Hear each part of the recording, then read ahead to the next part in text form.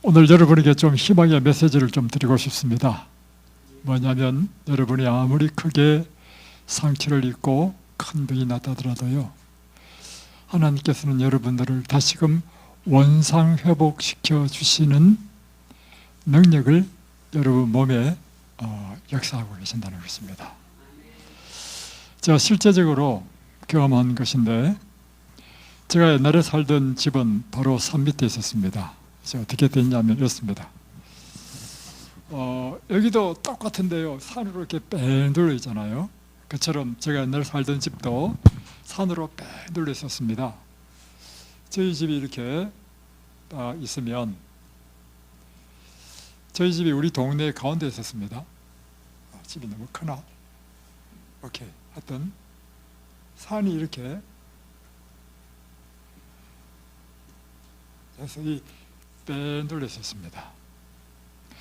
그런데 지금으로부터 한 10년 전이 지난 전 같아요. 여름에 비가 엄청나게 왔습니다.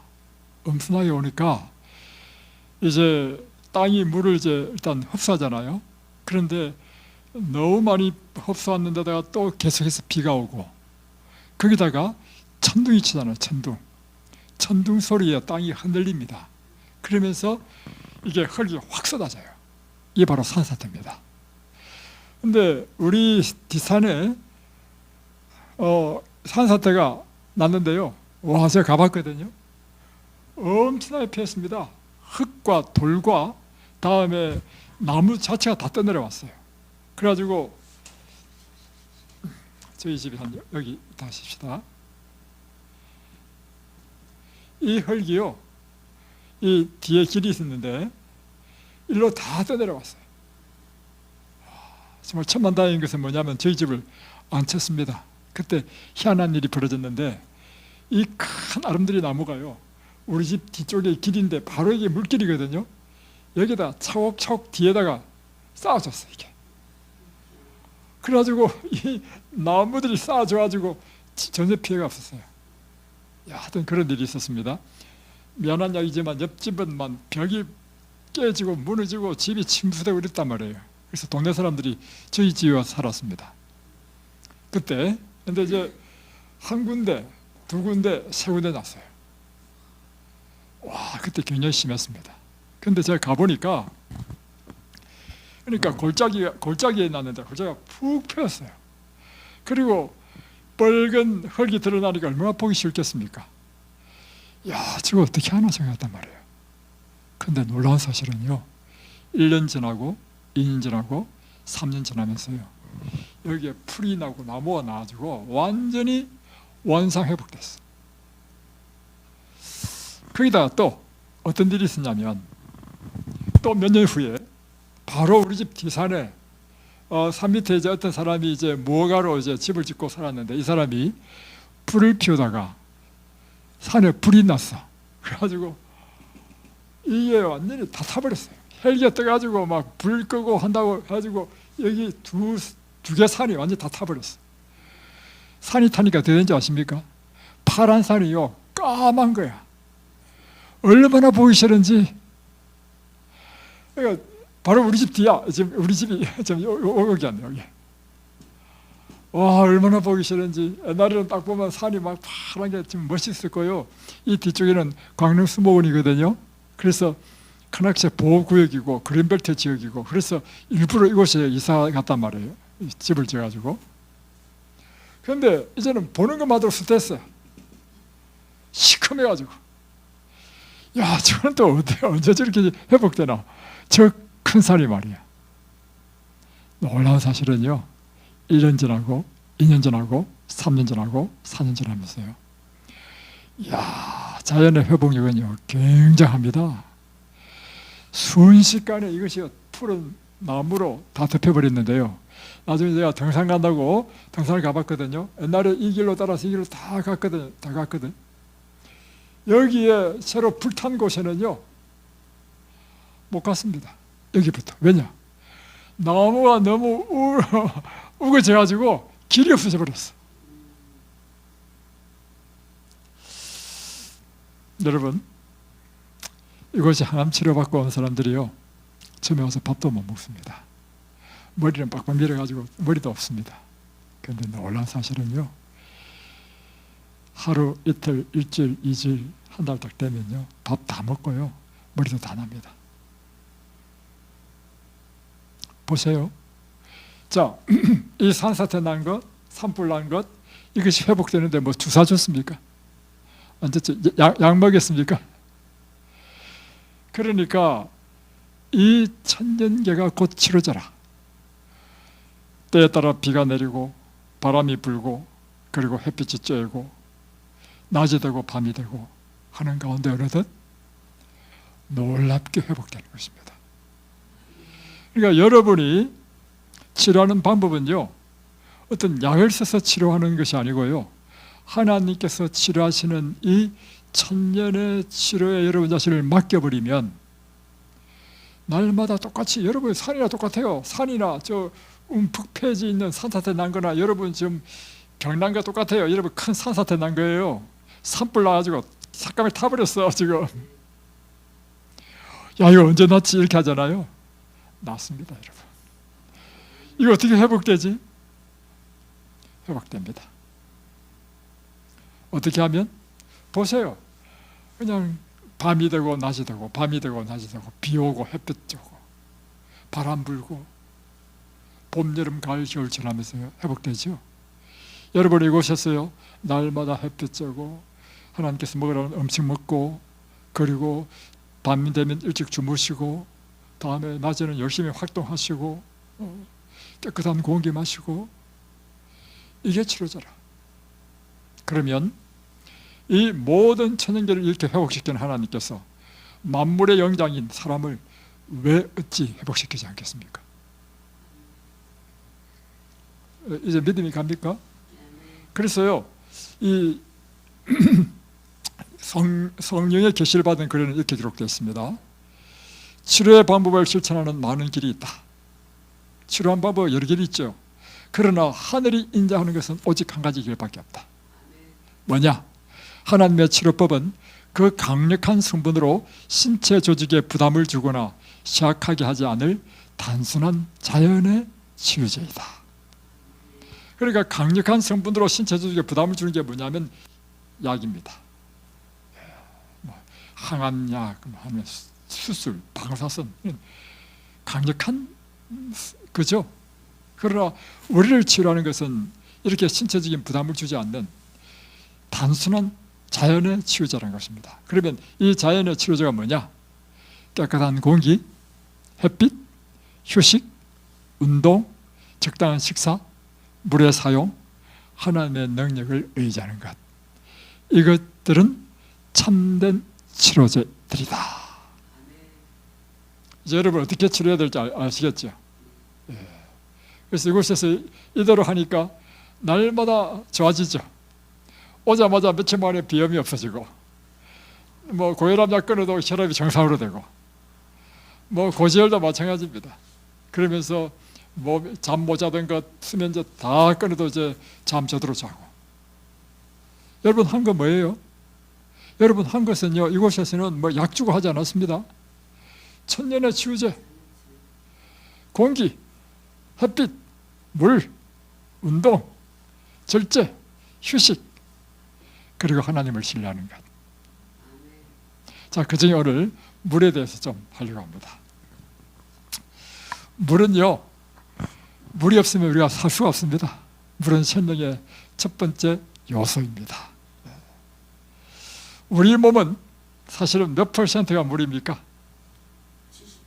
예, 60에서 70%입니다. 이제 어린날 때는 70% 이상이 되고, 이제 점점 노인이 되어 가면서부터 이제 물이 말라서 60% 이하로 떨어집니다. 예. 그래서 우리 모든 세포는요, 물에 의해서 존재합니다. 피도요, 92%가 물입니다. 그러니까 물이 없으면 혈액순환도 안 돼. 소화작용하는 것, 소화할 때 소화액도 다 물입니다, 여러분. 소화액이 그 기본적인 것은 물이잖아요, 그죠? 그게 화학 요소가 섞여가지고 소화시키는 것일 뿐이지. 그러니까 물이 없으면 소화도 안 되고요, 혈액순환도 안 되고, 대사작용도 안 되고, 모든 게 안 돼. 그래서 이 물은 굉장히 중요한 것입니다. 자, 물이 하는 일이 뭐냐? 물은요, 우리 체액의 유지, 균형을 맞춰주는 것이죠. 우리 몸의 장기도 물이고요, 모든 게 다 물입니다. 심지어 관절과 관절 사이, 뼈와 뼈 사이에도 서로 부딪히면 아프잖아요. 아프지 않도록 그것에 연골이 있죠. 다 물입니다. 다음에 우리가 체온 조절하는 것도 물을 적당히 마셔줘야 체온이 유지됩니다. 다음에 우리의 이제 몸에 있는 독소를 제거하는 것도 물을 먹어줘야 이 물이 씻어낸다는 거죠. 소변으로, 대변으로, 땀으로. 그리고 소화액 분비하는 것도 물이 있어야 되고, 또 물은요, 우리 면역력을 강화시킵니다. 그래서 감기가 걸렸을 때 물을 적게 마시면 감염성 질환을 잘 앓습니다. 그런데 이제 예를 들면 물을 충분히 마시면 이 감염성 질환에 우리가 면역이 강해져요. 그래서 감기를 치료하는 방법 중에 하나는 무엇인가 하면 따뜻한 물을요, 꿀물을 타가지고 쫙 마셔주면, 충분히 마셔주면 좋습니다. 다음에 이제 물이 충분해야 늙지도 않습니다. 또 물이 충분해야 변비가 안 걸립니다. 여러분 특별히 연세 드시면서 변을 누는데 용을 쓰면 안 됩니다. 그러면 탈장이 일어날 수 있습니다. 그래서 여러분이 물을 충분히 마시면 변비가 예방됩니다. 물과 섬유질, 이렇게 물이 부족하게 되면 우리 몸에 염증이 잘 일어납니다. 왜냐하면 노폐물이 잘 배출이 안 되니까. 그리고 물이 부족하면 신진대사작용이 안 되고, 다음에 세포 재생이 잘 안 됩니다. 그리고 물이 부족하면 근육 경련이 잘 일어날 수 있습니다. 그리고 이 결석이 잘 걸립니다. 지난번에 제가 결석 걸린 이야기 했죠? 제 신장에 결석이 걸려가지고, 신장이 아니라 요로 결석으로, 근데 얼마나 아픈지 나 그거 처음 경험했는데요. 와, 돌은요, 요로 있든지 아니면 저 썰기에 있든지 간에 돌은 굉장히 아픕니다. 그래서 썰기 떼는 사람 많죠? 썰기에 돌을 쳐가지고. 근데 저는 그 수술하고 나왔습니다. 어떻게 나왔느냐? 물을 잔뜩 마셨습니다. 그리고 막 들고 뛰었어요. 그러니까 돌이 빠지더라고. 그때부터 제가 한 일이 뭐냐면, 그때가 제가 한 30년 전이니까, 그때부터 한 일이 뭐냐면 제가 물을 열심히 마십니다. 그 이후로 단 한 번도 결석이 없습니다. 그래서 결석이 잘 생긴다, 물을 잘 안 마시는 사람들입니다. 또 방광염, 또 방광암, 이것도 물을 적게 마실 때 되는 것이고요. 다음에 수분이 우리 몸에서 10%에서 15% 이상 빠져버리면 이제는 생명의 시장이 있습니다. 자, 그럼 물 마시는 법에 대해서 좀 이야기해 보겠습니다. 물은 하루에 얼마를 마셔야 된다? 예, 그래서 250cc 잔으로 8컵을 마시는 것입니다. 근데 물 마시기 제일 좋은 때는 언제죠? 아침입니다. 공복 때. 그래서 여러분의 아침이 일찍 일어나야 되는 이유는 뭐냐면, 아침에 물을 충분히 마실 수 있어요. 물과 물을 마시는데 한 30분 간격이 필요하거든요. 늦게 일어나면요, 밥 먹으러 와야 되기 때문에 물 마실 시간도 없어요. 그러니까 일찍 일어나고 일찍 자고 일찍 일어나셔야 돼. 그래서 아침에는 보통 한 3잔 정도 마시고, 아침과 점심 사이, 그러니까 물 마시는 요령은 이것입니다. 음식이 위에 있을 때 물을 마시면 안 되겠죠. 소화의 장애를 일으키겠죠. 그러니까 음식이 완전히 소화된 다음에 물을 마셔야 돼. 그러면 한 2시간 반 정도 되면 소화된다고 생각할 때 음식을 먹고 난 다음에 2시간 반 이후에 물을 마시고, 어떤 경우에는 여러분이 밥을 먹고 나서 활동을 안 한다거나 과식을 했을 경우에는 2시간 반이 지나더라도 위가 소화된 느낌이 없을 수 있어요. 이럴 경우에는 여러분이 활동을 좀 더 많이 하시고 이게 소화되었다는 느낌이 들을 때 물을 마셔야 됩니다. 그리고 식사 전에는 30분 전에까지만 물을 마시고, 이렇게 하시면 되겠고, 다음에 물을 마실 때도 요령이 있습니다. 벌컥 마시지 마시고, 예, 씹어서 물 마시는 방법, 천천히 마시는 거죠. 또 하나는 물의 온도도요, 너무 찬 물이라든가 너무 뜨거운 걸 하지 말고 적당한 따뜻한 물, 내 체온과 비슷한 물을 마시는 게 좋습니다. 그리고 또 하나는 물을 마시더라도요, 깨끗한 물을 마셔야 됩니다. 깨끗한 물을 마시라는 의미는 무엇인가 하면 그 물 속에 미네랄이 없는 물을 마시는 게 좋습니다. 미네랄이 뭐냐면 철분이라든가 뭐 마그네슘이라든가 여러 가지 수질 검사해 보면 그 안에 이 무기물이 많을 경우에는 무기물 농도가 높아요. 그래서 무기물 농도가 낮은, 그러니까 물에 어떤 미네랄도 없는 것이 제일 좋아요. 그래서 저희들이 이곳에서 수질 테스트 했는데 아주 좋은 1급수입니다. 그럼에도 불구하고 여러분의 숙소에 정수기를 달아놨죠. 그 이유는 뭐냐면 그걸 다시 한 번 더 걸러서 먹도록 하고, 두 번째는 정수기를 달면 좋은 것이 뭐냐면 따뜻한 물, 찬물, 이걸 내가 선택해서 먹을 수 있기 때문에 좋지요. 그래서 물은 깨끗한 물을 마셔야 된다. 다음에 이번에 오신 우리 집사님 분이 혈압이 너무 높아지고 혈압이 왜 이렇게 높습니까? 하니까 어떻게 우연히 이야기하다가 아침마다 소금물을 드신다는 것입니다. 그래서 내가 깜짝 놀라가지고 아니 왜 소금물 드세요? 물어봤어요. 그러니까 지난번에 왔을 때 제가요 소금물을 마시라대. 나는 단 한 번도 그런 말을 한 적이 없거든요. 그래서 그 말 듣고 자기 며느리도 소금을 마시고 다 소금을 마신대. 야, 그게 아니고 내가 강의할 때 어떻게 강의했냐면 아침에 일어날 때 여러분의 입안, 이 밤 동안에 이 노폐물이 나와 있기 때문에 그것을 소독해야 되기 때문에 소금물을 타가지고 입을 각을 하라 했단 말이에요. 각을.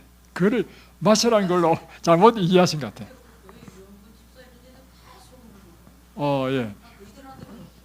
그리고 또 이곳에 오신 우리 봉사하시는 분, 우리 장로님이 오셨는데 이분은 본인이 스스로 날마다 아침에 일어나면 소금물을 한 티스푼 해가지고 마신대.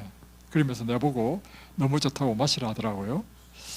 그래서 나는 지금까지 이 건강에 대한 기별, 예언의 신을 쭉 봐도 아침에 일어나서 소금물 마시라는 말을 본 적이 없거든요. 내 기준은 항상 무엇이 기준이냐면 하나님의 말씀이 내 삶의 기준이야.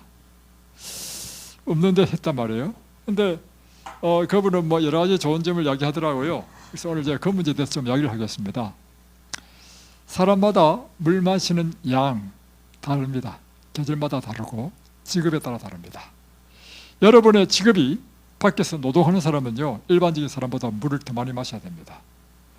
여름에는 겨울보다 훨씬 더 많이 마셔야 됩니다. 땀을 많이 흘리기 때문에.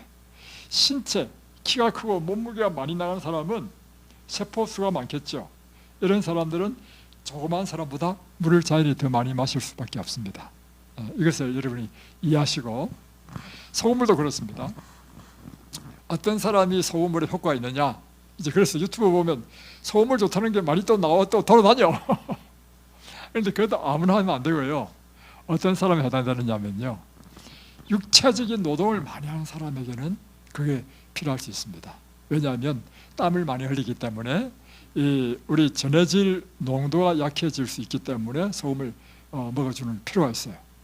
그러나 그런 육체적인 노동을 하는 사람 이외에 나머지 사람은 소금을 마실 필요 없습니다. 자, 그리고 다음에 소금이 우리 몸에 들어와서 하는 일을 한번 생각해 보겠습니다. 소금은 중요합니다. 왜냐하면 사람이 이 전해질 농도인데 전해질이 농도가 묽어지면 일정한 기준을 유지해야 돼요. 칼륨과 나트륨이 전해질을 이루고 있는데 이 농도의 일정한 농도 이하로 떨어지게 되면 사람이요 힘이 없습니다. 활력이 없어지고 기운이 없고 나른해져 버려요. 현기증이 나고. 그렇기 때문에 전해질의 농도 이하로 이렇게 사람이 소금기가 없으면 안 됩니다. 다음에 적정한 혈압을 유지하고요. 우리 몸의 이 나트륨 성분이요. 다음에 신경 전달 물질을 자극하는 데 있어서 아주 필수적이라는 것입니다. 다음에 위산의 분비를 촉진해서 음식물 소화를 돕습니다. 그래서 너무 싱겁게 먹으면요 소화가 잘 안 됩니다. 위산이 자극이 안 돼가지고 분비물이 안 나왔어. 다음에 그래서 이제 이렇게 해서 이제 나트륨은 참 우리 몸에 중요합니다. 자, 항상 제가 이야기했죠. 중요한 것과 중요하기 때문에 많이 먹어야 된다 하고는 다릅니다. 예, 중요하지만 예를 들면 비타민 D는 참 중요합니다. 비타민 D는 중요하지만 중요하기 때문에 우리가 알약으로 사서 너무 많이 먹잖아요. 이러면 필요한 것 이상은 독이 됩니다. 우리 몸을 상하게 합니다. 병나게 합니다. 왜냐하면 비타민도 비타민 D는 지용성이란 말이에요. 이 지용성 같은 경우에는 우리 몸에 과잉이 들어올 경우에 이것이 배출이 안 되고 우리 몸에 독이 되어서 우리를 상하게 합니다. 그런데 수용성 비타민이 있어요. 예를 들면 비타민 C 같은 것은 수용성이란 말이에요. 이런 것은 필요 이상 많이 먹는다 하더라도 그냥 다 배설돼 버려. 또 하나 더 중요한 것, 수용성이든 지용성이든 다 마찬가지인데요, 이것을 알약으로 먹는 것이 아니고 음식으로 먹게 되면요 전혀 문제 없습니다. 왜냐? 음식으로 먹는 것은요 우리 몸에 필요한 것만큼만 딱 쓰고요 나머지는 딱 보관하는데 이럴 때는 몸을 해치지 않아. 그래서 필요할 때마다 그 성분으로 바꿔줘. 이렇게. 그래서 여러분이 중요해가지고 막 알약으로 막 고용량 비타민 C 요법 요즘 유행하잖아요. 하지 마십시오. 뭐든지요 필요 이상은 다 독이 됩니다. 자, 그래서 이 나트륨도 중요하지만 이것이 우리 몸에 과다하게 될 경우에 생기는 것이 뭐냐? 첫 번째, 몸이 붓습니다. 부종이 생겨요. 부종. 왜냐? 이 삼탑작용에 의해서요 이 혈액이 이제 짜지잖아요. 그러면 수분을 끌어당깁니다. 그러니까 우리 몸에 수분이 그만큼 많이 보관되기 때문에 몸이 이게 붓는 겁니다. 또 하나는 이게 짜지면요 그러고 이렇게 또 일어나는 것이 뭐냐면 혈압이 상승합니다. 고혈압이 돼요. 그래서 계속해서 이게 짜게 먹는 습관을 하게 되면 이게 심혈관, 뇌혈관에 위협을 가하는 아주 심각한 고혈압이 된다 하는 것입니다. 다음에 또 짜게 먹으면 이 신장이 망가집니다. 콩팥이 망가지고, 다음에 짜게 먹을 때는 적당하게 짠 것은 우리에게 소화를 돕는 위액을 이제 돕는데 너무 짜버리면요 위벽이 상해버려. 그래서 위궤양, 위염, 심하면 위암까지도 생긴다는 거예요. 그래서 여러분이 뭐든지 지나쳐도 안 되고 부족해도 안 된다. 그래서 WHO 세계보건기구에서는요 하루에 우리에게 얼마만큼의 소금, 나트륨을 먹도록 권장하느냐? 소금은 티스푼으로 한 숟가락 정도, 5g 정도만 먹으면 된다는 것입니다. 그런데 한국인은 하루에 평균 얼마를 섭취하느냐? 2배인 10g을 섭취한답니다. 그래서 적당한 소금을 섭취하는 방법은 무엇인가? 여러분이 천년의 음식을 먹게 되면요 별도로 소금을 칠 필요 없습니다. 왜 그런가 하면 식물 자체에 우리 몸에도 지금 우리 몸의 항상성을 유지하기 위해서 전해질이든 나트륨이든 이 칼슘이든 이것이 지금 다음에 pH 농도를 다 이제 항상 일정한 농도로 유지하잖아요. 마찬가지로 모든 식물은요 그 식물이 정상적인 성장 발육을 위해서 일정한 그 항상성을 유지하기 때문에 그 자체에 딱 필요한 염분이 딱 들어가 있어요. 그리고 우리가 그러니까 사실은 식물을 그대로 먹으면 거의 곡식이든지 야채든지 과일든지 그게 적당하게 들어있는 거예요. 그래서 여기에 이제 좀 더 이제 하기 위해서 간을 이제 좀 쓰지요. 그러니까 여러분이 이제 음식을 먹을 때 너무 짜게 드시거나 너무 싱겁게 드시지 않고 적당하게 간을 맞춰서 드시면요 별도로 소금을 드실 필요 없어요. 근데 여러분이 유의해야 될 게 있는데 국을 먹는 것은 좀 유의해야 됩니다. 왜냐하면 국의 간을 맞추기 위해서는요 일반적인 음식할 때 소금 넣는 것보다는 더 많이 넣어야 됩니다. 그렇기 때문에 제 국 먹는 법 봤죠? 젓가락으로 건더기만 건져 먹죠.